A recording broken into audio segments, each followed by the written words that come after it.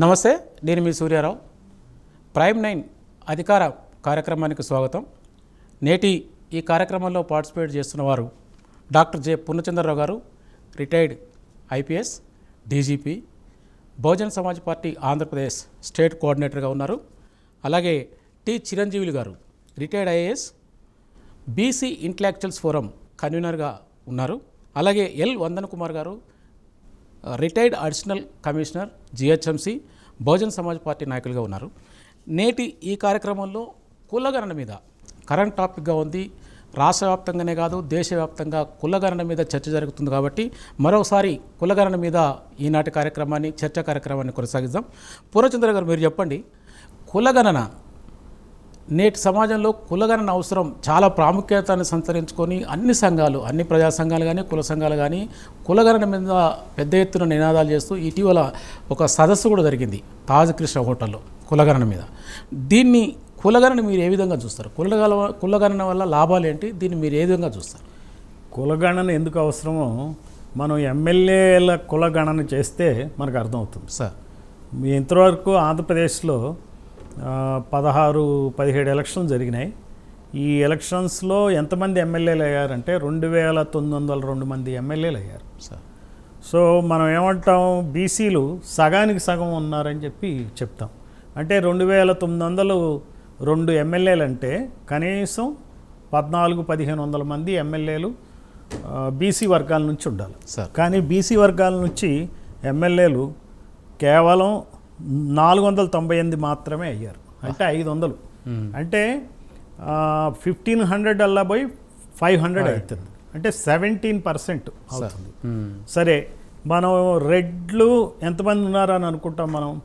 ఒక 6% 7% అంటాం. 7% అంటే ఎంత? 200 మంది ఎమ్మెల్యేలు ఉండాలి 2902. కానీ వాళ్ళు ఎంతమంది ఉన్నారు? 658 మంది ఎమ్మెల్యేలు ఉన్నారు. అంటే 3 ఉన్నారు. అంటే 23% ఆర్ ఈవెన్ 4 ఉన్నారు సార్. అలా కమ్మాస్ రెడ్ల కన్నా తక్కువ, వాళ్ళకన్నా తక్కువ ఉండాలి. వాళ్ళు 549 మంది ఎమ్మెల్యేలు ఉన్నారు. అంటే 19%. సో కాపులు 10% ఉన్నారు ఎమ్మెల్యేలు సార్. సరే, ఎస్సీ ఎస్టీలకి అంబేద్కర్ పుణ్యం అనే రిజర్వేషన్ దొరుకుతుందో జనాభా దామాషా పద్ధతిలో ఉంది. అయితే వాళ్ళను కూడా రిజర్వ్డ్ స్థానాలకి పరిమితం చేశారు. అంటే వాళ్ళు ఏమనుకుంటున్నారంటే, రెడ్డి కమ్మ కులాలు ఈ సీట్లన్నీ, మిగిలిన సీట్లన్నీ వాళ్ళకి రిజర్వ్డ్ అనుకుంటున్నారు సార్. ఈ రిజర్వేషన్లు ఎస్సీ ఎస్టీలకి రిజర్వేషన్లు ఉన్నాయి కదా, రిజర్వ్డ్ సీట్లు అంటున్నారు. కానీ నిజంగా ప్రాక్టికల్గా ఆలోచిస్తే మన ఆంధ్రప్రదేశ్ రాష్ట్రంలో ఎమ్మెల్యే పోస్టులు దాదాపుగా 50% వాళ్ళకి రిజర్వ్డ్ అయ్యి ఉన్నాయి. సో ఇది ఎందుకు జరుగుతుందని మనం కనుక వెనక్కి తిరిగి చూస్తే, మనకి స్వాతంత్ర్యం వచ్చిన దగ్గర నుంచి 2 రకాల పాలన కింద మనం చూడొచ్చు. ఏకకుల పాలన, ద్వికుల పాలన. ఏకకుల పాలన అంటే రెడ్డి పాలన, ద్వికుల పాలన అంటే రెడ్డి కమ్మ పాలన.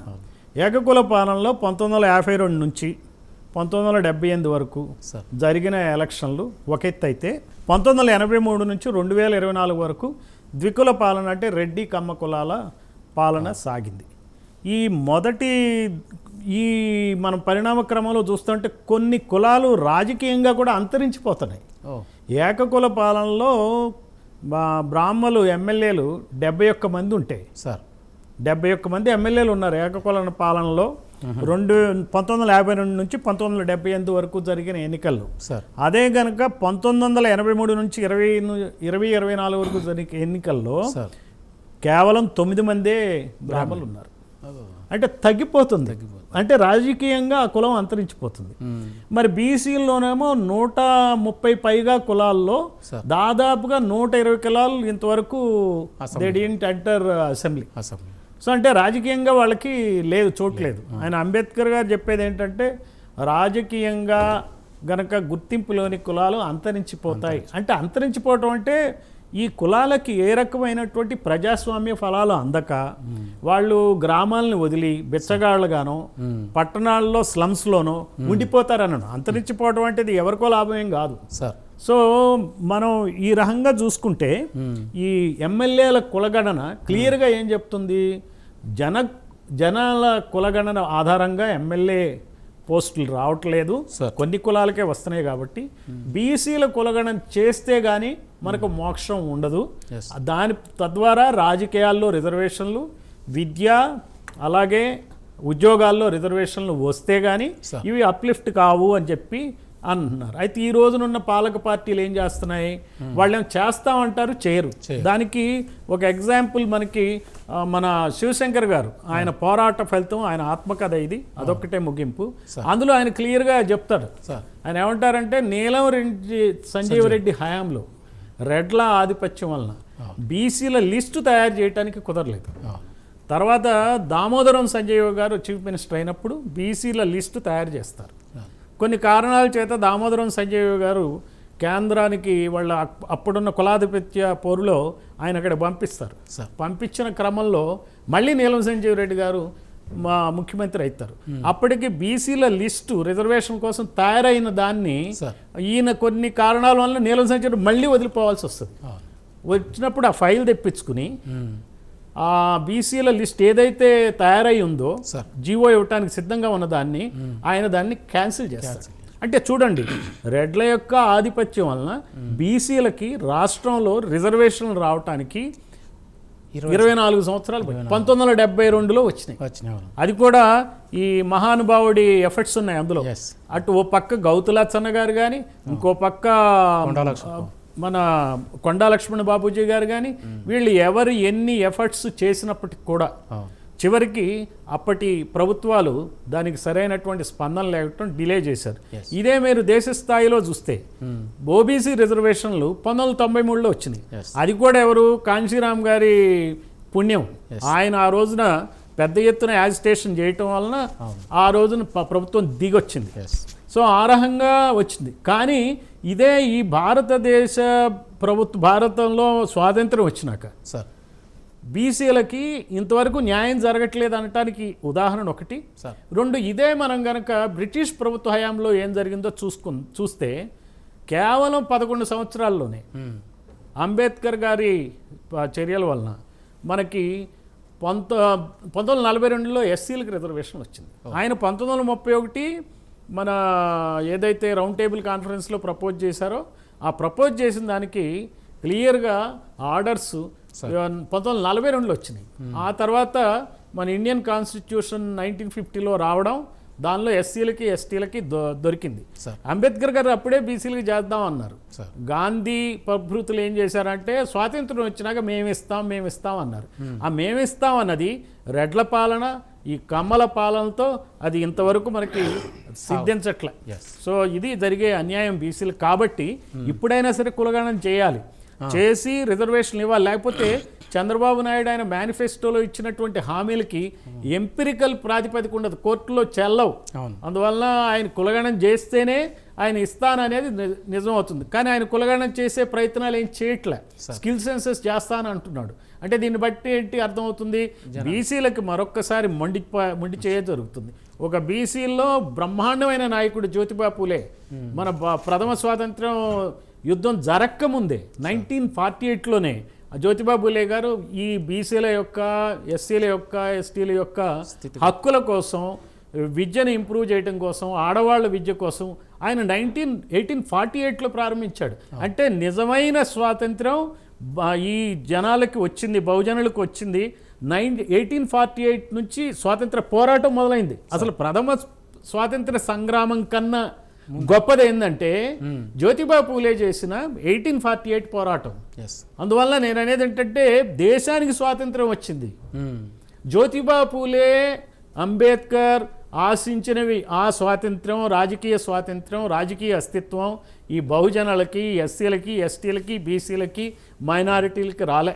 అందుకని కులగణన అనేదాన్ని ప్రత్యేక ఉద్యమంగా టేకప్ చేసి ఖచ్చితంగా మనం పోరాడితే కానీ న్యాయం జరగదు. బీఎస్పీ ఆ దృష్టితో పనిచేస్తుంది. Okay, thank you. Chiranjeevi sir, మీరు చెప్పండి. బహుశా నేను దాదాపు 30 years పైబడి బ్యాక్వర్డ్ క్లాస్ కాన్సెప్ట్లో ఉన్నాను. మొన్న మీరు తాజ్ కృష్ణలో ఒక పెద్ద కులగణన మీదనే ఒక పెద్ద సదస్సు, హైదరాబాద్ డిక్లరేషన్ అని కని విని ఎరగని రీతిలో దాదాపు తెలంగాణ రాష్ట్రంలో ఉన్న ప్రతి బీసీ సంఘాన్ని, ప్రతి బీసీ కులాన్ని అక్కడికి మీరు పిలిచి కులగణన మీద ఒక సెమినార్ పెట్టినారు, ఒక రౌండ్ టేబుల్ సమావేశాలు పెట్టి. అంటే ఈ కులగణన ఫైనల్గా మీరు కులగణన మీద ఏం డిసిషన్ తీసుకున్నారు ఆ రోజు హైదరాబాద్ డిక్లరేషన్ మీద? భారతీయ సమాజం అనేదే కులాల పునాదుల మీద నిర్మించబడ్డ సమాజం. ఎస్, ఇది ఒక కులాల సమాహారం. 3000 సంవత్సరాల నుంచి కూడా ఈ భారతీయ సామాజిక వ్యవస్థలో కులాలన్నిటి పెనవేసుకుని ఉన్నటువంటి వ్యవస్థ. అందుకే ఈ కులగణన అనేది మనకి ఈరోజు మనం చర్చిస్తున్నాం, బట్ యాక్చువల్గా 3000 సంవత్సరాల నుంచే కులాల మీద ఈ సమాజం విడిపోయి ఉంది. స్వాతంత్రం వచ్చిన కొత్తలో యాక్చువల్ బ్రిటిషర్స్ 1881 నుంచే సెన్సస్లో కులగణన చేసిండ్రు. సో ఆ రోజు కులగణన చేయడం వల్లనే ఈరోజు అగ్రకులాలుగా పిలువబడుతున్నటువంటి రెడ్డి కమ్మ కులాలు ఆర్గనైజ్ కాగలిగినాయి.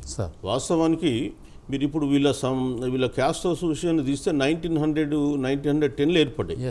1881లో, అదేవిధంగా 1891లో, అదేవిధంగా 1901లో కులాల వాళ్ళు గణన చేసినప్పుడు బ్రిటిషర్స్ ఏ కులం పెద్దది ఏ కులం చిన్నదని వాళ్ళు ఒక హైరార్కియల్గా పెట్టేవాళ్ళు. పెట్టినప్పుడు ఏంటంటే ఈ కులాలు అరే మేము ఎందుకు కింద ఉన్నాం ఎందుకు పైన ఉన్నాం అనేటువంటి ఒక తేడాలు వచ్చేసి తర్వాత దాన్ని 1901 తర్వాత మార్చేశారు ఈ ఆర్డర్ పెట్టడం అనేది. కానీ అప్పుడే వీళ్ళకి అవగతమైంది, ఓహో మనను కులాలు మనం ఇది మన ఆర్థిక పరిస్థితి ఇది, సో మనం ఏ విధంగా అయితే మనం ముందుకు పోతాం ఆర్థికంగా రాజకీయంగా సామాజికంగా అనుకుని అప్పుడు కుల సంఘాలు ఏర్పడి వాళ్ళు ఆ పిల్లలందరికీ స్కాలర్షిప్స్ ఇచ్చి వాళ్ళని చదివించారు. ఆ చదివిన చదువులతోటి మనకు ఏమైందంటే 1947 తర్వాత స్వాతంత్రం వచ్చిన తర్వాత అనేకమైనటువంటి ఉద్యోగ అవకాశాలు వచ్చినాయి, కొత్త కొత్త ప్రభుత్వ సంస్థలు ఏర్పడ్డాయి, పబ్లిక్ సెక్టర్ యూనిట్స్ వచ్చినాయి. సో ఆ యూనిట్స్లలో వీళ్ళు బీసీల రిజర్వేషన్ లేదు కాబట్టి ఆ ఉద్యోగాలు వాళ్ళు అందుకొని ఈరోజు సామాజికంగా రాజకీయంగా ఆర్థికంగా అన్ని రంగాలలో వాళ్ళు ముందు పోవడం జరిగింది. సో మేము మొన్న ఇక్కడ తాజ్ కృష్ణ హోటల్లో పెట్టినట్టు ముఖ్య ఉద్దేశం ఏంటంటే రాష్ట్ర ప్రభుత్వము ఎన్నికలకు ముందు కామారెడ్డి డిక్లరేషన్ అని చెప్పి డిక్లరేషన్ ఇచ్చారు. ఈ కామారెడ్డి డిక్లరేషన్లో మేము అధికారంలోకి వచ్చిన 6 నెలలలోపే కులగణన చేసి స్థానిక సంస్థల్లో రిజర్వేషన్లు ఇప్పుడున్న 23 నుంచి 42కు పెంచుతామని చెప్పారు. సో వాళ్ళు నిజంగానే మళ్ళీ అధికారంలోకి రాగానే క్యాబినెట్ డెసిషన్ చేశారు, అదేవిధంగా అసెంబ్లీలో తీర్మానం చేశారు. మళ్ళీ ఒక జీవో 26 అని 15/3/2024 రోజు ఇవ్వడం జరిగింది. ఇంత జరిగిన తర్వాత మళ్ళీ అక్కడి నుంచి ప్రోగ్రెస్ లేదు. ఇప్పుడు ఏమంటున్నారు, మేము ఓటర్ లిస్టుల బీసీలను గుర్తించి బీసీ ఎస్సీ ఎస్టీ ఓసీలు అందరినీ గుర్తించి దాని ఆధారంగా పాత రిజర్వేషన్ పద్ధతిలో ముందుకు వెళ్ళిపోతాము. ఎందుకంటే ఇప్పుడు స్థానిక సంస్థలకు ఎన్నికలు జరగకపోయినట్టయితే మాకు ఫైనాన్స్ కమిషన్ గ్రాంట్స్ రావు. తర్వాత ఇప్పుడు కులగణన చేయాలంటే సుమారు 6 నుంచి 7 నెలల సమయం పడుతుందని చెప్తున్నారు. అంత టైం పడుతుందా సార్? అదే నేనేమంటున్నానంటే ఇప్పుడు మన రాష్ట్రంలో ఒక్క రోజులో మనం మొత్తం సమగ్ర కుటుంబ సర్వే జరిపినటువంటి దాఖలాలు ఇక్కడ ఉన్నాయి. మనకు ఆల్రెడీ దేర్ ఆర్ ప్రెసిడెంట్స్.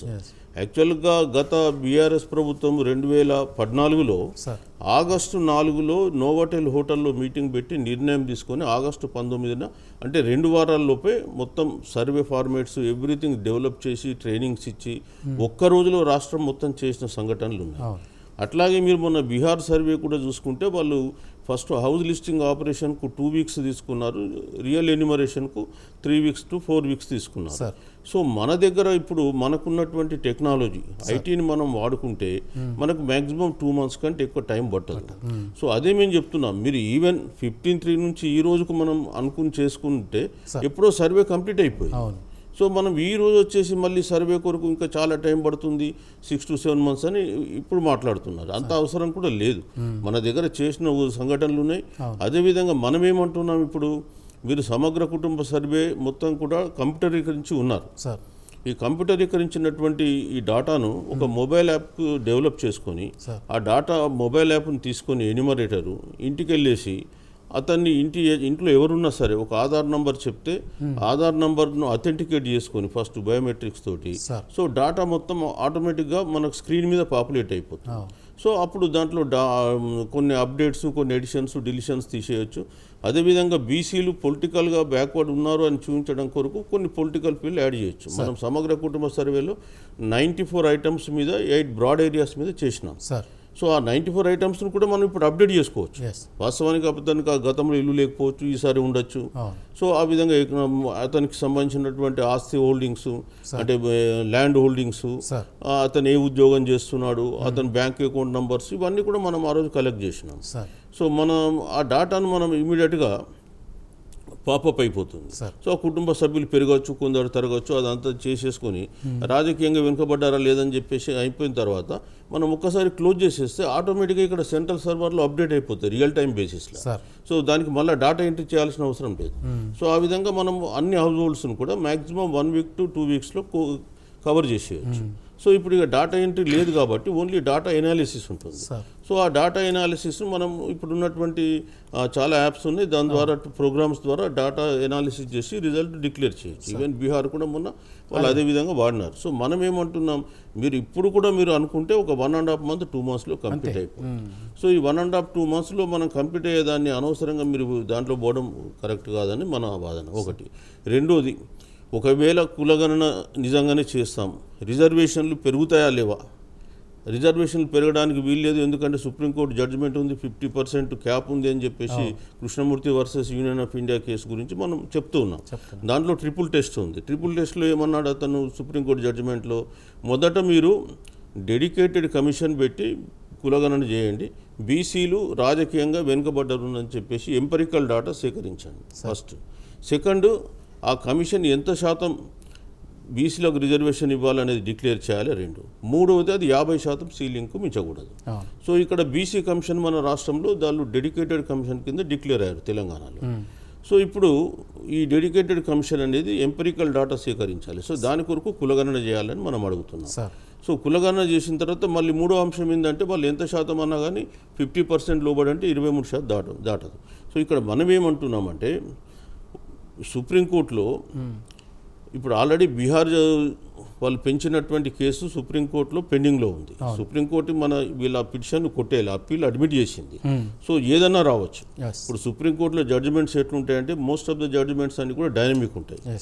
ఒకప్పుడు ఆర్థిక ప్రాతిపదికన ఈడబ్ల్యూఎస్ ఎకనామికల్లీ వీకర్ సెక్షన్స్కు రిజర్వేషన్ ఇవ్వకూడదని చెప్పి ఇందిరా సాహ్ని కేసులో 8:1 అంటే 9 మంది జడ్జిల్లో 8 మంది ఆర్థిక ప్రాతిపదికను కొట్టేస్తే, మొన్న జనసంహిత కేసులో సుప్రీంకోర్టు అదే 5 జడ్జిల్లో 3 జడ్జిలు ఇవ్వచ్చు అని చెప్పారు. అట్లానే మన రాష్ట్రంలో ఈ దళితులకు సంబంధించి కూడా సబ్ కేటగరైజేషన్, దాన్ని అంతకుముందు చెన్నై వర్సెస్ ఆంధ్రప్రదేశ్ దాంట్లో కొట్టేశారు. మళ్ళీ నినాక మొన్న సుప్రీంకోర్టు సేమ్ దాన్ని 7 బెంచుల్లో జడ్జిలు 6 ఒప్పుకున్నారు. సో డైనమిక్ ఉంటుంది. సో ఇప్పుడు సుప్రీంకోర్టులో బీహార్ పిటిషన్ పెండింగ్ ఉంది, సుప్రీంకోర్టులో గెలవచ్చు. మరి అప్పుడు మళ్ళీ మనం మొదలుపెట్టే బదులు why should we go back ఒకటి. రెండో అంశం ఏంటంటే, ఇదే దేశంలో తమిళనాడు ఉంది.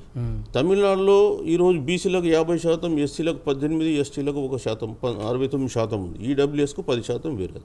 సో ఇప్పుడు వాళ్ళు ఏం చేశారు, వాళ్ళు అక్కడ 92లో ఇందిరా సాహ్ని జడ్జిమెంట్ వచ్చిన తర్వాత తమిళనాడు ఒక చట్టం చేసి ఆ చట్టాన్ని పార్లమెంట్కి పంపించారు. అప్పుడున్న ముఖ్యమంత్రి జయలలిత గారు ఆమె ఢిల్లీకి వెళ్ళి పర్సనల్గా కూర్చున్నారు. ఆమె ఒక శపథం చేసి వెళ్ళారు. మరి నేను మళ్ళీ దీన్ని పార్లమెంట్ ఆమోదం చేసి రాష్ట్రపతి ఆమోద ముద్ర పొందిన తర్వాతనే మళ్ళీ నేను మద్రాసుకు తిరిగి వస్తానని చెప్పి ఆ రోజు వెళ్ళి ఆమె ఆ పట్టుబట్టి చేయించుకొని వచ్చారు. ఈరోజు వాళ్ళు 50% రిజర్వేషన్ అమలు చేస్తారు. సో ఎక్కడైతే సంకల్పం ఉందో చేయాలని చెప్పేసి 100% కావడానికి వీలుంటుంది. సో ఇక్కడ కూడా చేయొచ్చు ఒకటి. రెండోది, ఇక్కడ మనం ఈ సర్వే అనేది యాక్చువల్గా సెన్సస్ అనేది గవర్నమెంట్ ఆఫ్ ఇండియా చేయాలి. సెన్సస్ యాక్ట్ 1948లో ప్రకారం ఏంటంటే, గవర్నమెంట్ ఆఫ్ ఇండియా మట్టుకే సెన్సస్ చేస్తుంది, కానీ రాష్ట్రాలు ఆ సెన్సస్ చేయడానికి వీల్లేదు. సో అందుకని సర్వే యాక్ట్ అంటే మనకు statistical act, collection of statistical act 2008 అని, దాంట్లో భాగంగా రాష్ట్రాలు చేస్తూ ఉంటాయి. రాష్ట్రాలు కులగణన చేయొచ్చు అంటే ఎస్. బీహార్లో ఇదే ఇష్యూ పైన హైకోర్టు ఫస్ట్ స్టే ఇచ్చింది, తర్వాత స్టే ఎత్తేసి రాష్ట్రాలు కాంపిటెంట్ అని చెప్పి చెప్పడం జరిగింది. ఆర్టికల్ 342A సబ్ క్లాస్ 3 కింద every state has to maintain its own caste list, BC caste list. So అదేవిధంగా parliament can also do 342A కింద. సో రాష్ట్రాలకు అధికారం ఉంది, కేంద్రాలకు అధికారం ఉంది. కాబట్టి రాష్ట్రాలు competent enough to conduct the caste survey. So under which act they will do? They will only do under Collection of Statistical Act 2008లో. సో ఈ సెన్సస్కు సంబంధించినటువంటి విధానాలు అనేకం ఉన్నాయి. సెన్సస్కు సంబంధించినటువంటి ముఖ్యమైన విధానాలు మనం చూసుకుంటే సార్ యాక్చువల్గా ఇప్పుడున్న ఐటీ టెక్నాలజీ, ఇన్ఫర్మేషన్ టెక్నాలజీని మనం ఎఫెక్టివ్గా వాడుకుంటే చాలా బాగా చేయొచ్చు. ఎస్ సో ఇన్ఫర్మేషన్ టెక్నాలజీలో ఒకటి ఏంటంటే మొబైల్ యాప్ ఒకటి మనం డెవలప్ చేయమన్నాం. అంటే there are three kinds of ways ఉన్నాయి. ఒకటి యాప్ ద్వారా పోవడం, రెండోది వెబ్. ఒకటి ఏం చేస్తామంటే మనం వెబ్ పోర్టల్ డెవలప్ చేస్తాం. ఈ వెబ్ పోర్టల్లో కూడా ఎవరైనా ఇంట్రెస్ట్ ఉన్నవాళ్ళు అంటే వాళ్ళు కూడా లాగిన్ అయిపోయి వాళ్ళ బయోమెట్రిక్స్ ఇచ్చేసి ఆధార్ అథెంటికేషన్ చేసేసుకొని వాళ్ళ డేటా కూడా వాళ్ళు ఎంటర్ చేయొచ్చు. So enumerator need not go to their home at all. Sir so believing in. So అదొకటి. మూడో అంశం ఏంటంటే మాన్యువల్ సర్వే. సో మనం ఏంటంటే ఈ డిజిటల్ యాప్ డెవలప్ చేసినప్పుడు కొన్ని దూర ప్రాంతాలు, సుదీర కొండ ప్రాంతాలు వెళ్ళినప్పుడు మనకు నెట్వర్క్ ఉండదు. సో అప్పుడు ఏం చేస్తామంటే మనం మాన్యువల్గా కలెక్ట్ చేస్తాం. ఆ తెచ్చినటువంటి డాటాను కంప్యూటర్లో ఎంటర్ చేయొచ్చు, లేదా దాన్ని స్కాన్ చేసేసి ఆ స్కాన్ ఐటమ్ డిజిటల్ చేసేసి మళ్ళీ యాజ్ ఇట్ ఈజ్గా సర్వర్లో ఎంటర్ చేయొచ్చు, సెంట్రల్ సర్వర్. సో ఆ విధంగా మన ఐటీని వాడుకున్నట్టయితే ఈజీగా అవుతుంది, ఎనాలిసిస్ కూడా ఈజీ అయిపోతుంది. డేటా ఎంట్రీలో మాన్యువల్ ప్రాబ్లమ్స్ ఉంటే అది ఉండదు. సార్ ఒక్కసారి వందన్ కుమార్ గారు, పూర్ణచంద్రరావు సారు, చిరంజీవి సారు కులగణన మీద ఈ కులగణన గురించి ఇన్ని రకాలుగా ఇన్ని వైపుల నుంచి రోజు మనకి ప్రభుత్వానికి డిమాండ్లు వస్తూనే ఉన్నాయి. ఎస్ ఎందుకు చేయకూడదని ఒక్కడ మాట్లాడలే. అదే ఎందుకు ఒక్క ముఖ్యమంత్రి కానీ లేదా ఒక్క రాజకీయ నాయకుడు కానీ చేస్తే ప్రాబ్లం ఏంటో ఏమైనా చెప్పమనండి. అసలు వీళ్ళని ఎందుకు మాట్లాడలే వీళ్ళు? ఇప్పుడు నేను కులగణన చేయాలంటున్నా, మీరు అంటున్నారు, ఆయన అంటున్నారు, అందరం రోజు న్యూస్ వస్తూ ఉంది. రోజు ఎక్కడో చోట ధర్నాలో లేకపోతే సదస్సులో లేకపోతే చర్చలో ఏవో జరుగుతూనే ఉన్నాయి. చేయండి అని. ఇందుకు చెయ్యకూడదు లేదా ఇది చేస్తే ఈ ప్రమాదం అని చెప్పమనండి వీళ్ళని. అప్పుడు మనం వేలకుండా చెప్పట్లేదు కదా, అది చెప్పరు కదా, సమస్య చెప్పరు కదా. అప్పుడు మనం నోరు మూసుకొని ఉంటాం. ఈ సమస్య ఎందుకురా బాబు, ఇదో దేశం ఏదో మొత్తం మునిగిపోతుంది అంటే అప్పుడు మనం కామ్గా ఉంటాం. ఎందుకు చేయరు? మరి ఇప్పుడు చూడండి, మొన్న ఎవరు అడిగారని చంద్రబాబు స్కిల్ సెన్సస్ చేస్తానన్నాడు. ఎవరు అడిగారు ఆయన్ని? ఆయన ఎందుకు అన్నాడు? అలాగే కేసీఆర్ ఇక్కడ టీఆర్ఎస్ ప్రభుత్వం అంటే తెలంగాణ విడిపోవడంతోనే సమగ్ర కుటుంబ సభ్యులు ఎవరు అడిగారు ఆయన్ని? ఆయన ఎందుకు చేశాడు? అలాగే నిన్నగాక మొన్న వెళ్ళిపోయిన ముఖ్యమంత్రిగా వెళ్ళిపోయిన జగన్మోహన్ రెడ్డి ఎవరు అడిగారని వాలంటీర్లతోటి బీసీ జనాభా క్యాలిక్యులేషన్ చేశాడు.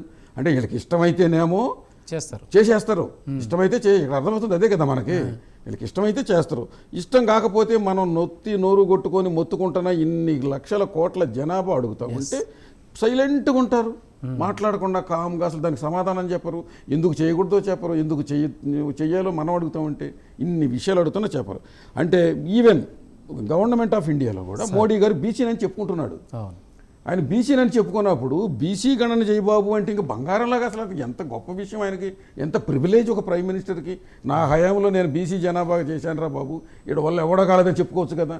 ఆయన ఎవరు అడగని రకరకాల మన్ కీ బాత్ ఎవరు అడిగారని చేస్తున్నాడు వారం ఆయన మన్ కీ బాత్ అని ఇట్లాంటి ప్రోగ్రాంలు. ఇది ఎందుకు చేయలేకపోతున్నాడు? ఇంతమంది కాంగ్రెస్కి ఎందుకు క్రెడిట్ పోని? నువ్వు కాంగ్రెస్కి వ్యతిరేకం, కాంగ్రెస్ వాళ్ళు కబుర్లు చెబుతారు అంటున్నావు. మరి కాంగ్రెస్ వాళ్ళకి ఆ వెపన్ నువ్వెందుకు ఇచ్చావు? వాళ్ళు ఎటు చేయలేదు, వాళ్ళు దుర్మార్గంగా స్వతంత్రం వచ్చిన దగ్గర నుంచి వాళ్ళు సైలెంట్గా ఉన్నారు, వాళ్ళు ఏం చేయలేదు. ఇవాళ చేస్తారనే నమ్మకం లేదు. కాకపోతే నువ్వు మెదలకుండా ఉన్నావు కాబట్టి వాళ్ళు ఆ టాపిక్ తీసుకున్నారు. అంటే వాళ్ళు చేసేది లేదు, చచ్చేది లేదు. రేపు ఒకవేళ ఆ గవర్నమెంట్ వచ్చినా వాళ్ళే ఇష్టంగా ఉండరు. సో ఇదంతా ఒక కుట్రండి, అంతేలే. ఇది మొత్తం ఒక నెక్సెస్. వీళ్ళంతా ఈ అగ్రకుల పాలిటిక్స్లో ఈ అగ్రకులస్తులు వీళ్ళందరూ ఒకే తానులో ముక్కలు. అంతే, వీళ్ళు ఎక్కడ విడివిడిగా వీళ్ళ ఆలోచన విడివిడిగా ఉండవు. ఈ చాలా సైలెంట్గా గతంలో అసెంబ్లీలో ఒక డిస్కషన్ జరిగింది మన ఆంధ్రప్రదేశ్లో. వీళ్ళు రోజు అసెంబ్లీలో తిట్టుకుంటారు. రాత్రికి వైఎస్ రాజశేఖర రెడ్డి చంద్రబాబు గారు రోజు ఫోన్లో మాట్లాడుకుని రేపు ఏ రకంగా తిట్టుకోవాలని అనుకునేవాళ్ళట. అదొకసారి చాలా నడిచింది ఒక కాసేపు ఆ చర్చ. అలాగే ఇక్కడ ఉన్నటువంటి కాంగ్రెస్ కానీ బీజేపీ కానీ టీఆర్ఎస్ కానీ లేకపోతే వైఎస్ఆర్గా వైసీపీ కానీ టీడీపీ కానీ any politics in any state or central government of India వీళ్ళందరూ ఒకటే. ఎందుకంటే ఈ కులగణన చేస్తే వీళ్ళ బండారం బయటపడుతుంది. వీళ్ళు ఈ 76 సంవత్సరాలు చేసుకున్న దోపిడీ మనం అడుగుతాము. ఇన్ని సంవత్సరాలు మమ్మల్ని ఇంత నాశనం చేశారని మనకు ఆలోచన వస్తుందని వాళ్ళ భయము. వాళ్ళ పక్కలో బాంబులాగా ఉంటామని వాళ్ళ భయం. అందుకే వాళ్ళు కులగణన చేయట్లేదు. సార్ పూర్ణచంద్ర గారు, మీరు చెప్పండి. వందన కుమార్ గారు చెప్పినట్టు బట్టబయలు అయితే ప్రాబ్లమే, ఆ ఆధిపత్య దోపిడి కులాలకు అనుకోండి. అంటే ఎట్లా మరి దీన్ని ఎట్లా ఛేదించాలి? ఇప్పుడు మొన్న సారు అయ్యా ఇందులో ఏంటంటే మనకు క్లియర్గా తెలుస్తుందండి, వాళ్ళు చెయ్యరు. ఎప్పుడు చేస్తారంటే ఈ చెయ్యకపోతే వచ్చే నష్టం కన్నా చేస్తే వచ్చే నష్టం కన్నా చెయ్యకపోతే వచ్చే నష్టం ఎక్కువ అని తెలిసినప్పుడు చేస్తారు. ఎప్పుడు కూడా ప్రభుత్వాలు ఏం చేస్తాయంటే బీసీలు కూడా ముఖ్యంగా సార్ ఎవరికి తోచిన విధంగా వాళ్ళు యాజిటేట్ చేయాలి, ఈ రోజున అడగాలి, నిరసన తెలియజేయాలి. ప్రతి బీసీ ఒక బ్లాక్ ఫ్లాగ్ ఒకటి తగిలించుకుని, బ్యాడ్జ్ తగిలించుకుని తిరగటం, బ్లాక్ షర్ట్ వేసుకుని తిరగటం, ఏదో ఒక రకమైన పద్ధతులు మీరు ఎట్లయితే ఇంతకాలంగా చేస్తున్నారో, బ్లాక్ షర్ట్ వేసుకుని ఎలా తిరుగుతున్నారో ఏదో ఒక బ్లాక్ ఖచ్చితంగా చేయాలి. ఇప్పుడు తమిళనాడులో కూడా అందుకే చూడండి బ్లాక్ ఉంటుంది. బ్లాక్ ఉంది కాబట్టే అక్కడ జెండాల్లో కూడా బ్లాక్ ఉంటుంది. సో నిరసన అనేది తెలియజేశారు కాబట్టి అక్కడ ఇప్పుడు క్యాస్ట్ డామినెన్స్ కన్నా దాదాపుగా క్యాస్ట్ బ్యాలెన్స్ ఉంది. మనకి ఇక్కడ క్యాస్ట్ డామినెన్స్ ఉంది, కులాధిపత్యం ఎక్కువ ఉంది. కాబట్టి ఇది ప్రజలకు తెలియజేయాలి. మనం దోచుకున్నది ఎవరు? రెడ్డి కమ్మ కులాలు తెలంగాణలో వెలం కులం దోచుకుంటున్నారు అనేది ప్రజలకు తెలియాలి. ఎందుకు వీళ్ళకి అధికారం ఎందుకు కావాలా? వేల కోట్ల ఆస్తులు సంపాదించుకోవడానికి. వాళ్ళల్లో ప్రతి వ్యక్తి కూడా వేల కోట్లు సంపాదించుకుంటున్నాడు. ఇప్పుడు కోర్టులు కూడా ఎప్పుడు రెస్పాండ్ అవుతాయి? అప్పుడు మన ఇందాక మన మిత్రులు చిరంజీవులు గారు చెప్పినట్టు జయలలిత ఢిల్లీ పోయి నేను తీసుకొస్తా ఆర్డర్ అని తెచ్చుకుంది. సో ఎప్పుడు రెస్పాండ్ అవుతాయి కోర్టులు? కోర్టులు రెస్పాండ్ అవ్వాలంటే కూడా ప్రభుత్వంలో ఆ కేసు ప్రజెంట్ చేయటం కానీ మరి కేసు జడ్జిమెంట్ వచ్చే విధంగా ప్రవర్తించడం చాలా అవసరం. వాళ్ళ పనులన్నీ అలా చేసుకుంటారు. వాళ్ళకి కావాల్సిన పనులన్నీ ప్రభుత్వంలో ఉన్న పెద్దలు కావాల్సిందల్లా చేసుకుంటారు. ఇప్పుడు గవర్నర్లు అప్రూవ్ చేయరు బిల్లు, అదేం ప్రెసిడెంట్కి వెళ్తుంది, అక్కడ పెండింగ్ పడుతుంది, కోర్టుకి వెళ్తుంది, కోర్టులో కూడా వాయిదాలు పడతాయి. లేకపోతే ఒక గవర్నమెంట్ దించుతారు. సో మనం చూసాం మహారాష్ట్రలో గవర్నమెంట్, దాని మీద ఆర్డర్ ఎప్పుడు వస్తుంది? మొత్తం అంతా అయిపోయినాక దొంగలు పడిన 6 నెలలకు కుక్కలు మురిగినట్టు ఆర్డర్ వస్తుంది. చేసేది లేదు, పెట్టేది లేదు. అందుకనే శివశంకర్ గారి ఈ పుస్తకంలో బీసీల గురించి, రిజర్వేషన్ల గురించి ఆయన చేసిన పోరాటంలో ఒక పారా ఆయన ఏదైతే మెన్షన్ చేశారో అది మీకు చెప్తాను నేను. మన దీనిలో ఏముందంటే ఈ ఆర్టికల్ 340లో బ్యాక్వర్డ్ క్లాసెస్ అని రిజర్వేషన్స్ అని మెన్షన్ చేయడం జరిగింది. అప్పట్లో ఏం చేశారంటే క్యాస్టులు కాదు క్లాసెస్ కదా అని చెప్పి ఒక రకమైన లిటిగేషన్ పెట్టి మనం ఎప్పుడైతే వీళ్ళు జీవోలు ఇచ్చారో ప్రతి కేసుని కోర్టు కొట్టేస్తూ ఉండేది. సో వీళ్ళు ఏం చేసేవాళ్ళు అంటే అప్పుడున్న ప్రభుత్వం, రెడ్ల ప్రభుత్వాలు ఏం చేసినాయి అంటే రాజకీయంగా లబ్ధినిచ్చేలా, ఈ నా మాటలు కదా ఆయన మాటలు, రాజకీయంగా లబ్ధినిచ్చేలా ఉత్తర్వులు ఇవ్వటం, అవి కోర్టులో నిలిచేవి కాకపోవటం, అలా నిలవని తెలిసే ప్రభుత్వాలు అలాంటి ఉత్తర్వులు ఇవ్వటం అనేది జరిగింది. కోర్టుల్లో న్యాయమూర్తులు కూడా బలహీన వర్గాలు ఎదగటం ఇష్టపడిన వాళ్లే అయి ఉంటే ఖచ్చితంగా ఆ కేసులు నిలబడేవి కావు. ఇప్పుడు ఈ రోజున చూసిన ఎస్సీ వర్గీకరణ జరిగింది. దానిలో ఏమన్నారు? ఎంపిరికల్ డేటా అన్నారు. ఇంకోటి ఏమన్నారు? ఆల్రెడీ సెన్సెస్ రిపోర్టు కులాల వారికి క్లియర్గా ఉంది, అక్కడ ఎంపిరికల్ డేటా ఉంది. రెండోది ఏమన్నారు? క్రీమీ లేయర్ అన్నారు. సరే వీళ్ళు ఏదైనా జీవో ఇస్తే మనకు అప్పుడు ఏదైతే ఓబీసీ రిజర్వేషన్కి ఎలా అయితే అడ్డం పెట్టి పెండింగ్ పెట్టారో 1993 కానీ రాలే మనకి. ఎందుకు? క్రీమీ లేయర్ కోర్టు ఉత్తర్వుల ప్రకారం క్రీమీ లేయర్ ఇచ్చి అప్పుడు తర్వాత జడ్జిమెంట్ ఇవ్వడం జరిగింది. దానికి కూడా బీసీలు ఎవరు క్వశ్చన్ చేయలేదు. ఈ రోజున అసలు క్రీమీ లేయర్ అర్థం ఏముంది చెప్పండి నాకు? ఎందుకంటే కుల వివక్షకి డబ్బుకి సంబంధం లేదు. డబ్బున్నవాడు కూడా చిన్న కులం వాడిని చులకనగానే చూస్తాడు, డబ్బు లేని పెద్ద కులం వాడు గొప్పగా చూస్తాడు. సో ఇది వివక్ష కదా అసలు. బేసికల్గా క్యాస్ట్ అంటేనే వివక్ష. వాడు పుట్టుకతోనే వాడి చిన్నోడా పెద్దోడా అని నిర్ణయించింది భారతదేశం. ఇదే పెద్ద దురవస్థ మనకి నిజంగా. అందుకనే మనకి మన వాళ్ళ నుంచి స్వాతంత్రం రాలా. మన గ్రామంలో మనకు స్వాతంత్రం లేదు. మన డిపార్ట్మెంట్లో మనం చేసే పని చోట మనం ఎక్కడ పని చేస్తున్నాం అక్కడ పెద్ద కులం వాడు ఉంటే చిన్న కులం వాడిని చులకనగా చూడటం అనేది ఉంది. సో దీనివల్ల ఏంటంటే ఇక్కడ పొలిటికల్ విల్లు ఉండాలి. పొలిటికల్ విల్ ఉండాలంటే ముందు ప్రజలు చైతన్యపరచాలి. ప్రజలు చైతన్యమై దీన్ని ప్రశ్నించాలి. ఖచ్చితంగా రేపు ఎలక్షన్లో సపోజ్ ఒక్క ఏపీ ఎగ్జాంపులే తీసుకుందాం. ఏపీ ఎగ్జాంపుల్లో వరుసగా స్థానిక ఎన్నికలు జరుగుతూ ఉన్నాయి. ఈ బీసీలు అందరూ ఒక నిర్ణయం తీసుకోవాలి. ఏమంటే టీడీపీ కులగణన చేయకుండా ఎలక్షన్ కనుక వెళ్తే టీడీపీకి వ్యతిరేకంగా ఓటేయాలి. అది సరే అప్పుడు ఏమంటారంటే వైసీపీ వాళ్ళు క్లెయిమ్ చేస్తారు, వ్యతిరేకమైన పార్టీ వైసీపీయే కదా, వాళ్ళు ఏమంటారంటే మా బలం పెరిగింది అంటారు. అందుకని చెప్పే వ్యూహాత్మకంగా బీసీలు అందరూ వ్యవహరించాలి. ఈ కులగణన చేయని ఈ ప్రభుత్వానికి బుద్ధి చెప్పాలంటే వచ్చే ఎన్నికల్లో నేను కోరేది ఏంటంటే నోటాకు వేసే బదులుగా బహుజన్ సమాజ్ పార్టీకి ఓట్లు వేయమని చెప్తున్నాను. అది సొల్యూషన్. బహుజన్ సమాజ్ పార్టీకి ఓట్లు వేస్తే సార్ అసలు ఈ ఓట్లు ఎన్ని పడుతున్నాయి వీళ్ళ ఈ పార్టీలకు వ్యతిరేకంగా, రెడ్డి కమ్మ పార్టీలకు వ్యతిరేకంగా బీసీ ఎస్సీ ఎస్టీ మైనారిటీల పార్టీ అయినటువంటి బహుజన్ సమాజ్ పార్టీకి ఓట్లు వేస్తే వాళ్ళలో భయం వస్తుంది. మీ స్థానిక సంస్థ ఒక్క స్థానిక సంస్థల్లో కనుక ఆ రుచి చూపిస్తే, ఇప్పుడు ఈ రోజున మోడీ ప్రభుత్వం ఏమైంది, కొంచెం స్లో అయిపోయింది. అరౌండ్ 240 సీట్స్ ఎంపీ సీట్స్ వచ్చినాయి. వాళ్ళు 400 వస్తాయని చెప్పారు. చివరికి అటు నితీష్ కుమార్ ఇటు చంద్రబాబు నాయుడు సపోర్ట్తో వాళ్ళు నిలవాల్సి వచ్చే పరిస్థితి. కాబట్టి ఆచితూచి వ్యవహరిస్తున్నారు, రకరకాలైన పద్ధతులు వాళ్ళు అవలంబిస్తున్నారు. అందుకనే ఎస్సీ వర్గీకరణ అంశం కూడా తెర మీదకి వచ్చింది, బలం పెంచుకోవటానికి, ముఖ్యంగా ఉత్తరప్రదేశ్లో వాళ్ళ వర్గం వాళ్ళ ఓట్లు గుంజుకోవటానికి చేసినటువంటి ఎత్తుగడ. వరుసగా ఈ నెక్స్ట్ 2 yearsలో అసెంబ్లీ ఎన్నికల్లో ఇది పనికొచ్చే అంశం.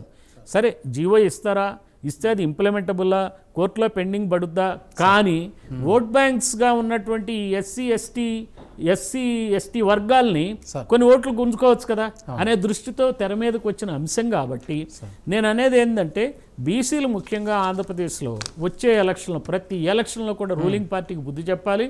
అలాగే గుంటకాడి నక్కలాగా ఎదురు చూస్తూ బహుజనులకు అన్యాయం చేసిన వైసీపీకి అనాదిగా రెడ్ల నుంచి మనకు అనాదిగా బీసీలకు అన్యాయం జరిగింది కాబట్టి ఆ 2 పార్టీలను మినహాయించాలా. అట్లా అని చెప్పి బీజేపీ కూటమి పార్టీలు కాదు, ఓన్లీ బహుజన్ సమాజ్ పార్టీకి వేయండి, లేదంటే నోటాకి వేయండి, కానీ ఆ పార్టీలకు ఎట్టి పరిస్థితుల్లోనూ ఓట్లు వేయద్దు. అదే దీనికి మంచి మార్గం. అప్పుడు పాలకులు ఏం చేస్తారంటే ఆలోచిస్తారే ఈ ఎలక్షన్లో దెబ్బతిన్నాం, చచ్చినట్టు చేస్తాం. ఓటే ఆయుధం అండి. ఈరోజు తెలంగాణ వాదం నిలబడింది అంటే, తెలంగాణ వచ్చింది అంటే ఎన్నికల దగ్గర చూపించారు ప్రజలు తెలంగాణ ప్రజల సత్తా. అందుకని చెప్పి తెలంగాణ వాదం నుంచి ఆంధ్రప్రదేశ్ ప్రజలు కూడా ఇంకోటి నేర్చుకోవాలి, జేఏసీ ఫామ్ చేసుకోవాలి.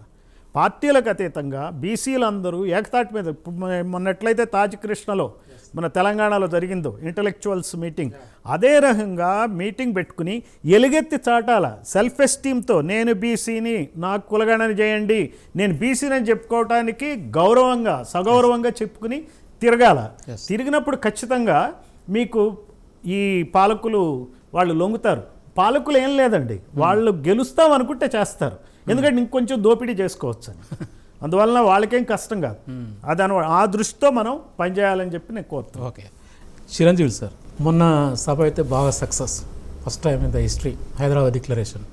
అక్కడ కాంగ్రెస్ కామారెడ్డి డిక్లరేషన్ అన్నదో మరి ఏమన్నదో కానీ ఇక్కడైతే మాత్రం బీసీలు మాత్రం మీ ఆధ్వర్యంలో హైదరాబాద్ డిక్లరేషన్ బ్రహ్మాండంగా జరిగింది. నెక్స్ట్ ఏంటి సార్ ప్రోగ్రామ్, అంటే బీసీ కులగణన మీద మీరు ఇంటలెక్చువల్ ఫోరం తరఫున మీ యాక్షన్ ఆ ప్లాన్? ఇప్పుడు మేము బీసీ ఇంటలెక్చువల్ తరఫున అన్ని సంఘాలను, అదేవిధంగా కుల సంఘాలను కూడా పిలిచాం. సో వీళ్ళందరూ వచ్చేసిన తర్వాత వాళ్ళందరికీ అనాదిగా బీసీలు ఏ విధంగా మోసపోతున్నారు, అసలు ఈ కులగణన అనేది 1951లో చేయాల్సినటువంటి అంశం. మనకు 1881 నుంచి 1931 వరకు కులగణన జరిగింది. 1941లో 2వ ప్రపంచ యుద్ధం వల్ల బ్రిటిష్ వాళ్ళు కులగణన చేయలేదు. బట్ 1951లో కులగణన చేద్దామని చెప్పేసి ఫైల్ పంపించినప్పుడు నెహ్రూ ఆయన ఒప్పుకోలే. ఆయన ఓన్లీ ఎస్సీ ఎస్టీలకు ఒప్పుకున్నాడు. ఎందుకంటే ఎస్సీ ఎస్టీలకు కాన్స్టిట్యూషనల్ ప్రొవిజన్స్ ఉన్నాయి. ఎందుకంటే వాళ్ళ జనాభాకు అనుకూలంగా వాళ్ళకు రిజర్వేషన్లు విద్య, ఉద్యోగం, రాజకీయ రంగాల్లో ఇవ్వాలి. కాబట్టి తప్పనిసరిగా కులగణన చేయాలి. కాబట్టి ఎస్సీ ఎస్టీలకు ఒప్పుకున్నారు. అదే బీసీలకు వచ్చేసి ఆయన ఏమన్నాడు, అభివృద్ధి జరుగుతుంది, అభివృద్ధి ద్వారా అందరికీ అభివృద్ధి ఫలాలు అందుతాయి, కాబట్టి ఆటోమేటిక్గా కుల వ్యవస్థ రూపుమాపుతుంది అనేటువంటి ఆయన ఒక సోషలిస్టిక్ థింకింగ్లో ఈ కులగణన అడ్డుకున్నాడు. సో అప్పటి నుంచి ఇంకా కులగణన రాలేదు. తర్వాత ఇప్పుడున్న రాజకీయ పార్టీలు అన్నీ కూడా ఏదో ఒక టైంలో కులగణన చేస్తామని ఒప్పుకున్నాయి. 2008లో అప్పుడు బీజేపీ వాళ్ళు మేము కులగణనకు కట్టుబడి ఉన్నాము, చెయ్యాలని చెప్పేసి గట్టిగా వాళ్ళు వాదించడం జరిగింది. 2010లో పార్లమెంట్లో ఒక తీర్మానం చేశారు. ఆ తర్వాత 2011లో బీజేపీ అప్పుడున్న కాంగ్రెస్ గవర్నమెంట్, యూపీఏ గవర్నమెంట్ వాళ్ళు కూడా పార్లమెంట్లో అప్పుడున్నటువంటి social justice minister Veerappa Moily గారు మేము కులగణన చేస్తామని చెప్పేసి పార్లమెంట్లో చెప్పాడు 2011 సెన్సస్లో. నెక్స్ట్ డే మళ్ళీ చిదంబరం స్టేట్మెంట్ ఇచ్చి మేము కులగణన ఇప్పుడు చేయము, సెన్సస్ తోటి మేము separate socio economic caste census చేస్తామని చెప్పి చేసేసి దాన్ని ఎటు కాకుండా చేశారు. తర్వాత 18లో సార్ రాజ్నాథ్ సింగ్ గారు హోమ్ మినిస్టర్ గారు మేము ఈ 2021 సెన్సస్లో కులగణన చేస్తామని చెప్పి మళ్ళీ వెనక్కి వచ్చేసి Maharashtra versus union of India కేసులో సార్ ఏదైతే 2011లో సోషో ఎకనామిక్ క్యాస్ట్ సెన్సస్ చేసినలో ఆ కులం లెక్కలు ఇవ్వాలని చెప్పి మహారాష్ట్ర గవర్నమెంట్ అడిగితే వీళ్ళు ఇవ్వకపోతే వాళ్ళు సుప్రీంకోర్టులో పిటిషన్ వేశారు. ఆ పిటిషన్లో వీళ్ళు ఏం చేశారు, మేము ఆ లెక్కలు తప్పుపడినాయి, మేము కులగణన చేయమని చెప్పేసి 2022లో స్పష్టమైన అఫిడవిట్ చేశారు. సో ప్రతిసారి ప్రతి పార్టీ ఏదో ఒక హామీ ఇస్తుంది, మళ్ళీ వెనక్కి తీసుకుంటారు. సో వీళ్ళ భయాలు ఏంటి, కులగణన చేస్తే దేశంలో మళ్ళీ కులతత్వం పెరుగుతుంది, ఇది విచ్చితికి విభజనకు దారితీస్తుంది. సో అరే బాబు 3000 సంవత్సరాల కిందటనే నువ్వు ఈ దేశాన్ని కులాల పేరు మీద విడదీసింది, ఇలా కొత్త విడదీసేది ఉంది ఒకటి. సరే, 2 ఇప్పుడు సెన్సస్లో మనం ఏం తీస్తున్నాం, ప్రతి వాళ్ళ మతాన్ని లెక్క కడుతున్నాం. అంటే మరి మతం విభజనకారి కాదా, ఎందుకు తీయాలి మతం? మరి అందరి ఓన్లీ పేర్లు తీసుకో సరిపోద్ది, మతం ఎందుకు నీకు? మతము, భాష, ప్రాంతము ఇవన్నీ తీస్తున్నాం. అదేవిధంగా ఎస్సీ ఎస్టీల పాపులేషన్ లెక్కేస్తున్నాం. ఓన్లీ ఓబీసీ పాపులేషనే కదా ఇక లెక్కేసేది. ఒక్క ఓబీసీ పాపులేషన్ తీస్తే దేశంలో సమగ్రతకు భంగం కలుగుతుందా? ఇదొక అది. 2 ఆ లాజిక్ ఆర్గ్యుమెంట్ ఏంది వీళ్ళకు, దేశంలో ఇది కులగణన చేస్తే మనకు ముఖ్యంగా ఏంటంటే ఈ రిజర్వేషన్ల డిమాండ్ పెరుగుతుంది. అరే రిజర్వేషన్ల డిమాండ్ పెరగదురా బాబు, ఎందుకంటే మేము చెప్పేది ఇప్పుడు యాక్చువల్గా ఏ కులం ఎంత ఉంది అనేది లెక్కలు తేలితే, ఇవాళ నార్త్ ఇండియాలోకి పోతే అక్కడ రాజ్పుట్స్ కానీ లేదా ఇంకా ఠాకూర్స్ కానీ ఇట్లా పాటీదార్స్ కానీ పటేల్స్ కానీ వీళ్ళందరూ కూడా మమ్మల్ని ఓబీసీలో చేర్చాలా అనే ఒక డిమాండ్లు వస్తున్నాయి. సో మీరు కులగణన చేస్తే మీరు యాక్చువల్గా మీరు ఆర్థికంగా, రాజకీయంగా, సామాజికంగా ఎట్లా ఉన్నారనేది ఒక విషయం స్పష్టంగా బయటకు వస్తే వాళ్ళకి లెక్కలతో చూపించవచ్చు. మీరు అడిగేటువంటి డిమాండ్ న్యాయమైనది కాదు. అదేవిధంగా ప్రభుత్వాలు కూడా ఏంటంటే వాళ్ళు ఇష్టమైన కులాలను ఓబీసీలో కలిసేటువంటి పరిస్థితి ఉండదు. ఇప్పుడు ఓబీసీ కులాలు ఏమైపోయిందంటే ఇప్పుడు ఎస్సీ ఎస్టీలు అంటే కేవలం పార్లమెంట్లో చట్టం ద్వారానే వాళ్ళను కలుపుతారు, అదేవిధంగా డిలీట్ అవుతుంది. కానీ ఓబీసీలకు రాష్ట్రాలకు ఇచ్చేసే వరకు అధికారాలు ఏది ఇష్టమైన కులాన్ని తీసుకొచ్చి ఓబీసీ కులంలో కలుపుతున్నారు. సో మొన్న మీరు చూశారు, మొన్న ఎన్నికల ముందు వెస్ట్ బెంగాల్లో 72 కులాలను హైకోర్టు కొట్టేసింది ఏ బేసిస్ మీద కలిపినని. సో అది జరుగుతుంది. సో మేము మొన్న ఇక్కడ తాజ్ కృష్ణ హోటల్లో జరిగినటువంటి దాంట్లో ముఖ్యంగా బీసీ సంఘాలకు చెప్పింది ఏంటంటే మనం కులగణన లేకపోవడం వల్ల ఎట్లా నష్టపోయినాం ఒకటి. 2వది ఏంటంటే ఈరోజు కేంద్ర ప్రభుత్వ ఉద్యోగాల్లో తీసుకుంటే 40 లక్షల ఉద్యోగాలలో 30 లక్షల ఉద్యోగాలు ఫిలప్ అయి ఉన్నాయి, 10 లక్షలు ఖాళీలు ఉన్నాయి, యాక్చువల్ 12 లక్షలు ఖాళీ ఉన్నాయి. దాంట్లో మనం చూసినట్టయితే ఎస్సీలకు సంబంధించి 15% రిజర్వేషన్ ఉంది, 18% ఎంప్లాయీస్ ఉన్నారు. ఎస్టీలకు 7.5% ఉంది, 8.33 ఉన్నారు.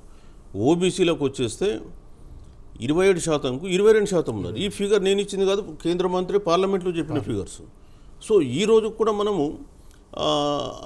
సమానంగా లేదు. మేమేమంటున్నాం, ఎస్సీ ఎస్టీ లాగా మాకు కూడా బ్యాక్లాగ్ వేకెన్సీస్ ఫిలప్ చేయండి. ఇప్పుడు మాకు రావాల్సిన కోట 27, మా 27లో మాకు ఇంకా 5% తక్కువ ఉంది, మాకు బ్యాక్లాగ్ ఫిలప్ చేయండి. అదేవిధంగా ప్రమోషన్లలో కూడా రిజర్వేషన్స్ ఇవ్వండి. ఎందుకు ఇవ్వరు? ఇప్పుడు పార్లమెంట్లో తీసుకుంటే పార్లమెంట్ సెక్రటేరియట్లో 90 మంది సెక్రటరీస్ ఉంటే ఓబీసీలు ముగ్గురే. That is the position. అవన్నీ కూడా మరి ఇప్పుడు కులగణన చేస్తే ఈ లెక్కల్లోనే వస్తాయి. గత 77 సంవత్సరాలుగా ఏ కులములు ఎవరు లబ్ధి పొందిలు, ఎవరు నిజంగా లబ్ధి పొందాలి. గమ్మత్ ఏంటంటే మొన్న రోహిణి కమిషన్ ఒకటి స్టడీ చేసింది. రోహిణి కమిషన్ దేని మీద వేశారు, ఓబీసీలలో కూడా వర్గీకరణ గురించి. సరే వాళ్ళది ఇప్పుడు ఎస్సీ వర్గీకరణ వచ్చింది కాబట్టి రోహిణి కమిషన్ వర్గీకరణ కూడా రేపు ముందుకు వస్తుంది. గమ్మత్ ఏంటంటే ఇప్పుడు సెంట్రల్ గవర్నమెంట్ ఓబీసీ లిస్టులో 2663 కులాలు ఉన్నాయి.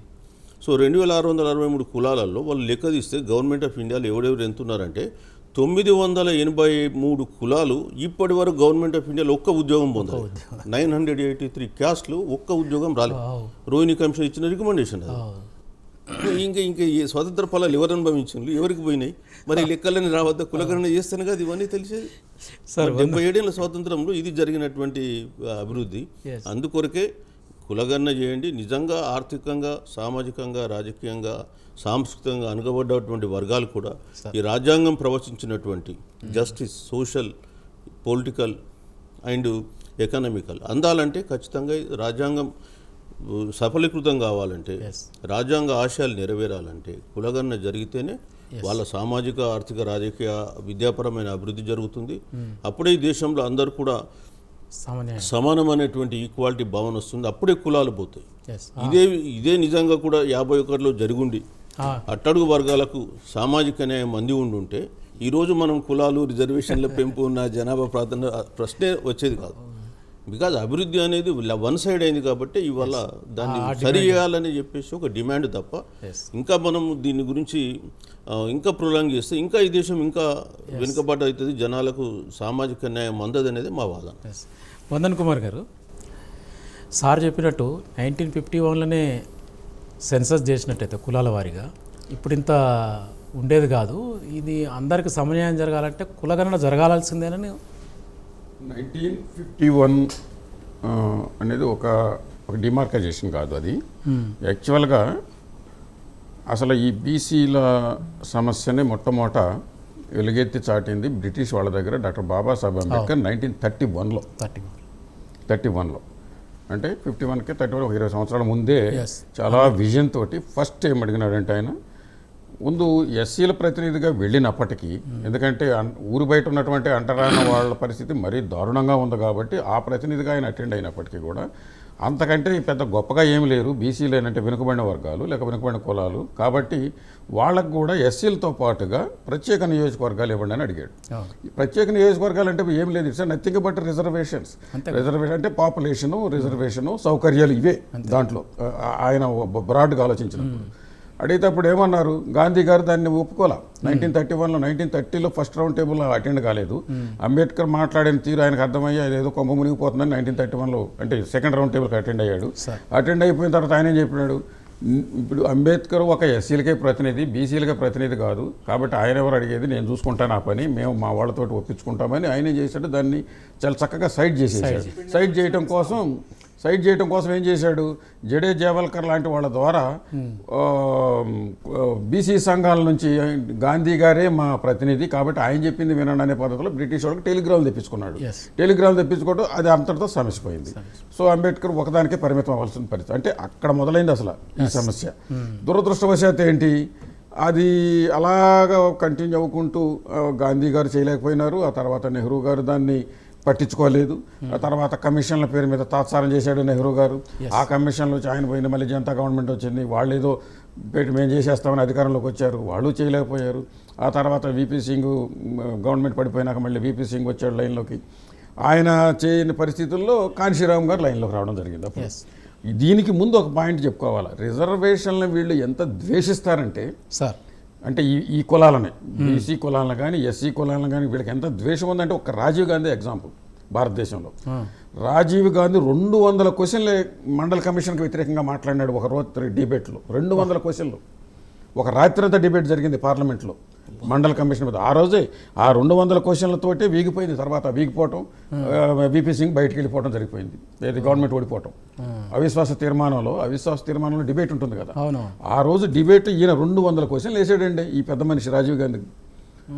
ఏది మేము దేశాన్ని ఉద్ధరించామని చెప్పుకునే ఫ్యామిలీ నుంచి వచ్చి ఒక కంపాషనేట్ గ్రౌండ్లో ప్రైమ్ మినిస్టర్ అయిన ఆయన ఎన్ని కావలేదు కదా, కంపాషనేట్ గ్రౌండ్లో ప్రైమ్ మినిస్టర్ అయినాడు ఆయన అంత అంటే వీళ్ళకి ఎంత ద్వేషం చూడండి ఈ కులాలంటే, ఈ బీసీలన్నా ఎస్సీలన్నా కానీ. ఆ తర్వాత ఏం జరిగింది, వీపీ సింగ్ కూడా ఏమి ఒక్కసారిగా ఏమి రియలైజ్ అయ్యి చేయలే. కాన్షీరామ్ గారు ఎప్పుడైతే 48 రోజులు విపరీతమైనటువంటి ప్రెషర్ తీసుకొచ్చాడో 10,000, ఎందుకంటే అప్పటికే ఆ పార్టీ యూపీలో రికగ్నైజ్ అయింది, ఎమ్మెల్యేలు వచ్చినారు, పర్సంటేజ్ ఆఫ్ ఓటింగ్ పెరిగింది. ఆ ప్రెషర్ తోటి రోజు జనం రావటం పోవటం, ఆ ప్రెషర్ తట్టుకోలేక బయటికి తీశాడు కాబట్టి అలా వచ్చింది. అంటే ఎన్ని ఒడిదుడుకులు పడిందనేది ఈ బీసీ రిజర్వేషన్స్ కానీ వెనుకబడిన తరగతులు ప్రాబ్లం కానీ ఈ సమస్య కానీ ఈ రోజుకి చేయలేదంటే ఇది ఉద్దేశపూర్వకంగా చేస్తున్నారుగా. అందుకే మేమేమంటామంటే, ఇప్పుడు ఇవ్వని వాడిని అడుక్కునే కంటే నువ్వు ఇయ్యి అని మనం రోజు డిమాండ్ చేస్తున్నాం. గోల్డంత మంది ఇస్తాము మేము అని పుట్టిన పార్టీ బహుజన్ సమాజ్ పార్టీ. మేము బీసీల కోసం పుట్టాం, బీసీల కోసమే పుట్టాం. ఎందుకు దానికి ఎగ్జాంపుల్ సాహు మహారాజ్ బీసీ, ఆయన కంటే ముందు మహాత్మా ఫూలే, మొట్టమొదటి భారతదేశ విప్లవకారుడు సామాజిక ఫూలే, ఆయన బీసీ. ఆయన మూమెంట్ని కంటిన్యూ చేసిన సాహు మహారాజ్ బీసీ, ఆ మూమెంట్ని కంటిన్యూ చేసిన నారాయణ గురు బీసీ, ఆ మూమెంట్ని కంటిన్యూ చేసిన పెరియార్ తమిళనాడు ఆయన బీసీ. వీళ్ళందరి యొక్క చరిత్రనే బీసీ బహుజన్ సమాజ్ పార్టీ యొక్క సిద్ధాంతం. ఈ మూమెంట్ని తీసుకొచ్చి వీళ్ళు ఏదైతే హక్కులు కావాలని పోరాడో ఆ హక్కులే అంబేద్కర్ రాజ్యాంగంలో పొందుపరిచాడు. అంటే రాజ్యాంగం మనది, బీసీలది, ఎస్సీలది. ఎస్ బీసీలు చేసిన పోరాట ఫలితాలలో ఉన్నటువంటి హక్కులు ఏవైతే ఉన్నాయో ఆ హక్కులతో అంబేద్కర్ రాజ్యాంగం రాస్తే ఆ రాజ్యాంగమే సిద్ధాంతంగా కాంశీరామ్ గారు బహుజన సమాజ్ పార్టీ పెట్టారు. బీసీలకు ప్రయారిటీ కోసం, బీసీల కోసం పెట్టారు. అది ప్రూవ్ చేశారు ఆల్రెడీ ఎస్ ఉత్తరప్రదేశ్లో. సో కాబట్టి బీసీలు ఒక్కసారి రియలైజ్ అవ్వమని చెప్తున్నాను నేనైతే. రియలైజ్ అవ్వండి, రియలైజ్ అయ్యి బహుజన సమాజ్ పార్టీకి అండగా నిలబడండి. ఇది ఒక్కరోజు పని. ఎట్లాగా కేసీఆర్ చేసి చూపించాడు కదా, అది మనకి ప్రాక్టికల్గా 24 గంటల్లో ప్రపంచంలో ఎక్కడున్నా కానీ తెలంగాణ వాళ్ళంతా వచ్చి ఇళ్లలో ఉండండి అన్నాడు కదా. అందరం ఇళ్లలో ఉన్నాము, ఒక రోజులో అయిపోయింది. ఇప్పుడు మనం ఇంతకుముందు 2 నెలలు లేదా యాప్ ఈ రకరకాలు అనుకుంటున్నాం. అంటే తలుచుకుంటే అది 1 అవర్ 1 డే పని అనేది మనకు ప్రూవ్ అవుతుంది కదా. అలా ఎందుకు చేయకూడదు? 1 డేలోనే చేయొచ్చు. ఇప్పటికైనా మన ఆంధ్ర కానీ ఇంకోటి కానీ ఇంకొక రాష్ట్రం కానీ ఇంకోటి కానీ ఎందుకంటే రాష్ట్రాలకు అధికారం ఉంది కాబట్టి. సో కాబట్టి డిమాండ్ ఇలా చేస్తూ ఉంటాము అంటే ఒక రకంగా వాళ్ళని మనం అడగటమే కానీ మనం తీసుకునేది కాదు. మనం తీసుకోవాలన్నా మనం చేసుకోవాలంటే మనకు ఒక పార్టీ కావాలి, దానికి ఒక క్లారిటీ ఉన్నటువంటి ఎజెండా ఉండాలి. ఆ ఎజెండా బహుజన సమాజ్ పార్టీకి ఉంది. దానిలోకి బీసీలని వచ్చి ఇది మన పని మనమే చేసుకుందామని నేనైతే అప్పీల్ చేస్తున్నాను. కమిషన్ ఏంటంటే ఈవెన్ ఫస్ట్ బీసీ కమిషన్ 1953లో అపాయింట్ అయింది, కాకా కాలేకర్ కమిషన్. అంతకుముందే అంబేద్కర్ గారు బీసీల అభివృద్ధి కొరకు మీరు కమిషన్ వేయడం లేదని చెప్పేసి వారు 1952లో రిజైన్ చేశారు, 51లో రిజైన్ చేశారు. అందులో 51 రిజర్వేషన్ ఆయన రిజిస్ట్రేషన్ చేసిన దాంట్లో కూడా ఒక కాజ్ చెప్పాడు, ఈ ఖచ్చితంగా బీసీల కొరకు మీరు కమిషన్ వేయలే, నేను చెప్పింది వినడం లేదని చెప్పి అందులో రకరకాల కారణాలు ఉన్నాయి. సో 1951లో ఇది ఒకటి. 53లో నెహ్రూ గారు కాకా కాలేకర్ కమిషన్ వేశారు. కాకా కాలేకర్ కమిషన్ 1955లో రిపోర్ట్ ఇస్తూ అందులో కూడా క్యాస్ట్ సెన్సస్ చేయమని చెప్పి రికమెండ్ చేశారు. బీసీలను గుర్తించాలంటే, బ్యాక్వర్డ్ క్లాసెస్ను గుర్తించాలంటే క్యాస్ట్ కంటే వేరే మార్గం లేదు. క్లాస్ అంటే సమ్ ఆఫ్ ద క్యాస్ట్లు అని చెప్పేసి కూడా డిస్కషన్లో ఉంది. కాబట్టి మీరు కులగణన చేయాల్సిందే అని చెప్పి చేస్తే నెహ్రూ ఆ రిపోర్ట్ను పార్లమెంట్లో కూడా పెట్టకుండా, చర్చించకుండా ఆయన లెవెల్లోనే రిజెక్ట్ చేసేసినారు. అది అప్పుడు జరిగింది అక్కడ ఒకటి. రెండవది, ఆ తర్వాత కాంగ్రెస్ గవర్నమెంట్ మర్చిపోయింది. అన్ని పార్టీలు మోసం చేసినాయి, బీసీలలో ఒకటే పార్టీ అని కాదు, అన్ని పార్టీలు. సో 1955లో పోయిన తర్వాత మళ్ళీ బీసీ కమిషన్ గురించి ఎవరు మాట్లాడలేదు. ఎప్పుడు మాట్లాడారు? 1978లో జనతా గవర్నమెంట్ వచ్చిన తర్వాత అప్పుడు మళ్ళీ జనతా గవర్నమెంట్లో ఉన్నటువంటి వాళ్ళు ప్రెషర్ పెడితే మండల్ కమిషన్ వేశారు. ఆ మండల్ కమిషన్ కూడా గమ్మత్ ఏంటంటే, ఆ మండల్ కమిషన్ రికమెండేషన్ ఇచ్చే లోపల మళ్ళీ జనతా గవర్నమెంట్ పడిపోయి మళ్ళీ ఇందిరాగాంధీ గారు వచ్చారు, మళ్ళీ కాంగ్రెస్ గవర్నమెంట్ వచ్చింది, మళ్ళీ దాన్ని మర్చిపోయారు. మళ్ళీ ఆ మర్చిపోయి 1990లో ఎప్పుడైతే వీపీ సింగ్ వచ్చారో, మీరు ఇప్పుడు ఏదైతే వీరు కాంశీరామ్ గారు ప్రెషర్ పెట్టారో, అదేవిధంగా జనతా పార్టీలో ఉన్నటువంటి కొంతమంది నాయకులు సర్దార్ చరణ్ సింగ్ కానీ ఇతరత్ర వాళ్ళు ఒత్తిడితోటి 92లో ఆయన దీన్ని అక్టోబర్లో, బహుశా ఆగస్టు సెప్టెంబర్లో దీన్ని ఇచ్చారు. అప్పుడు కూడా అన్ని పార్టీలు ఒప్పుకున్నాయి. పార్లమెంట్లో ఎప్పుడైతే ఆయన నేను మండల్ కమిషన్ రికమెండేషన్ ఇంప్లిమెంట్ చేస్తున్న రోజు పార్లమెంట్లో బీజేపీ ఉంది, కాంగ్రెస్ ఉంది, ఇద్దరు ఒప్పుకున్నారు.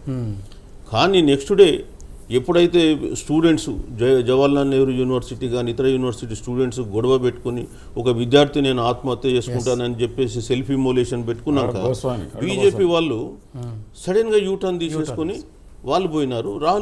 అప్పుడున్న రాజీవ్ గాంధీ గారు కూడా యూటర్న్ తీసుకొని ఈ రిజర్వేషన్స్కు వ్యతిరేకంగా మాట్లాడి మొత్తానికి వచ్చేస్తే ఆ రిజర్వేషన్లు మళ్ళీ కోర్టుకు వెళ్ళడం, ఇమీడియట్గా స్టే రావడం, మళ్ళీ 92లో కానీ అది ఇందిరా సాహ్ని కేసులో దాన్ని క్లియర్ కావడం జరిగింది. 93లో అప్పుడు మన పివి నరసింహరావు ఉన్నప్పుడు దాన్ని అమల్లోకి తీసుకురావడం జరిగింది. ఈ రిజర్వేషన్ అనేది కేంద్ర ప్రభుత్వంలో రావడం వల్ల సుమారు దాదాపు 1947 నుంచి 93 అంటే 47 ఇయర్స్ నియర్లీ. సో అన్ని సంవత్సరాలు మనం లాస్ కావడం. 47లో ఇచ్చినట్టే ఇచ్చిరి, మళ్ళీ మనకి ఏం చేశారు? ప్రైవేటైజేషన్ చేశారు. ప్రైవేటైజేషన్ పబ్లిక్ సెక్టర్ యూనిట్స్ అంటే మళ్ళీ ఉద్యోగాలు. ఇక బీసీలు ఎట్లా డెవలప్ అవుతారండి? అది సార్ పూర్ణచంద్ర గారు, ఫైనల్గా మీరు చెప్పండి, కులగణన అవుతుందా? కులగణన చెయ్యని పరిస్థితులు వస్తాయి. ఎందుకంటే ఈ నాయకులు ఎట్లాంటి వాళ్ళు అంటే వాళ్ళకి ఎప్పటికప్పుడు పదవులు కావాలి, దోచుకోవాలి, వాళ్ళ పిల్లల్ని సీఎంలు చేసుకోవాలా, కుటుంబ సభ్యులు మంత్రులుగా ఉండాలా, వాళ్ళ కులం నాశనం అయినా పర్లేదు కానీ ఆ కులంలో వీళ్ళు గొప్పవాళ్ళుగా ఉండాలి.